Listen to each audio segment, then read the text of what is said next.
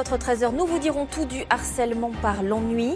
Un salarié vient de faire condamner son ancien employeur parce qu'il ne lui donnait pas assez de travail. C'est inédit. Julie Beckrich sera avec nous. Ce témoignage à présent du premier salarié qui vient de réussir à faire condamner son ancien employeur parce qu'il ne lui donnait pas assez de travail. C'est ce qu'on appelle le bore-out, l'ennui au bureau. Justement, on parlera de la souffrance au travail avec Julie Beckrich. D'abord, cet homme qu'on rencontrait, donc Jamila Mimouni et Valérie Lucas, il nous raconte comment il s'est fait placardiser et combien il en souffre encore aujourd'hui. Pour Frédéric Desnard, un traitement quotidien contre l'épilepsie.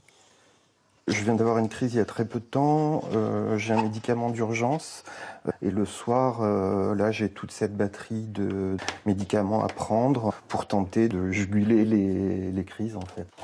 Sa maladie s'est déclarée il y a 4 ans, au moment de ses difficultés avec son employeur. Il s'occupe alors des services généraux d'une grande entreprise spécialisée dans le parfum haut de gamme. Après la perte d'un gros client, sa société ne lui confie plus aucune tâche. Le matin, vous arrivez et après 10 minutes, 20 minutes, parfois j'arrivais à obtenir 40 minutes de travail, mais c'était tout. Et le reste de la journée, en fait, vous allez vous enfermer dans les toilettes pour pleurer. Pendant des mois, il souffre de bore-out ou ennui au travail, une placardisation vite devenue insupportable et qui crée un sentiment d'inutilité. L'ennui au travail, c'est absolument terrible puisque d'abord, vos collègues vous fuient, vous fuyez vos collègues, vous n'allez plus déjeuner avec eux, tout simplement parce que vous n'avez plus rien à leur dire. Voilà, vous vous détruisez psychologiquement totalement.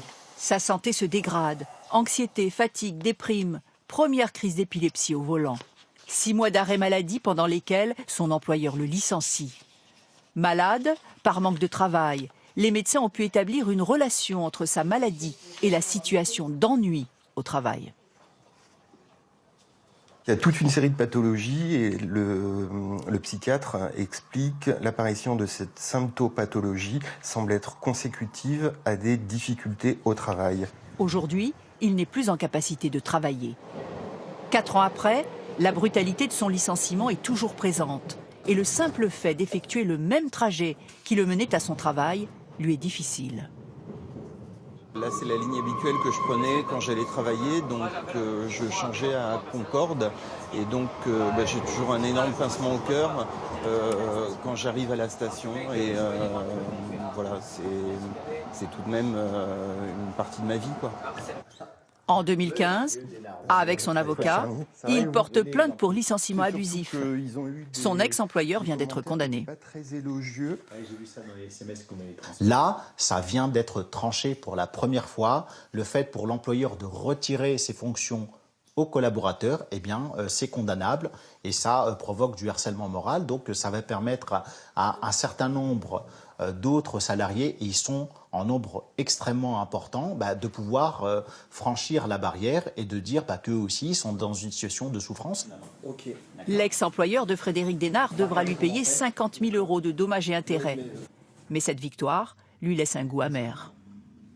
Mais j'attends toujours un coup de fil de leur part avec un mot qui, je crois, ça s'appelle pardon ou excuse-nous. Mais ce mot, je l'aurai jamais. J'aurai juste un chèque. L'ex-employeur fait appel de cette décision. Le combat continue pour Frédéric Desnard. Oui, et au-delà de ce bore-out dont on vient de parler, Julie Beckrich, il y a d'autres syndromes de souffrance au travail qui ont émergé ces dernières années. Alors oui, le bore-out, on l'a vu, c'est l'ennui au travail. Le burn-out, plus connu, c'est l'épuisement professionnel. Et puis il y a aussi le brown-out, quand vous ne trouvez plus de sens à votre travail. Alors il est très difficile de dire combien de personnes souffrent de ces syndromes.